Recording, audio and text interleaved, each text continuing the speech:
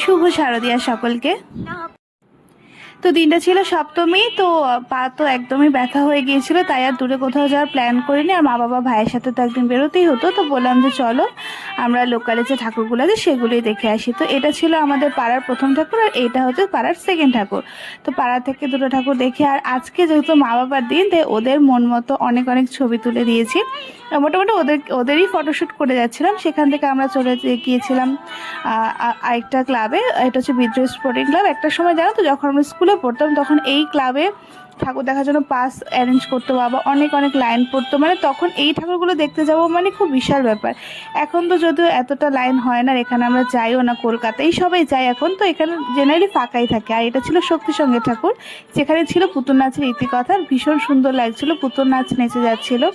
তো ওখানে গিয়েও মা বাবার কিছু ভিডিওস ফটোশ্যুট আমরা করেছি। সেখান থেকে বেরিয়ে আমরা চলে গিয়েছিলাম আরও কিছু ঠাকুর দেখতে, যেটা বিটি কলেজের দিকে ছিল।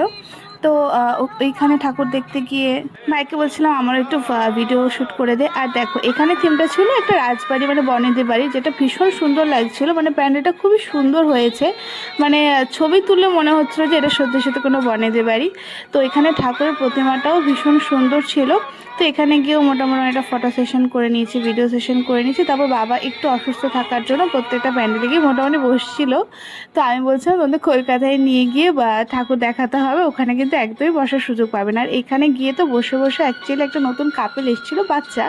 তো বাবা বলছিল মাকে যে এখানে ওরা যেভাবে ছবি তুলছে আমি ওইভাবে একটু ছবি তুলি, চলো, হাতে হাত দিয়ে।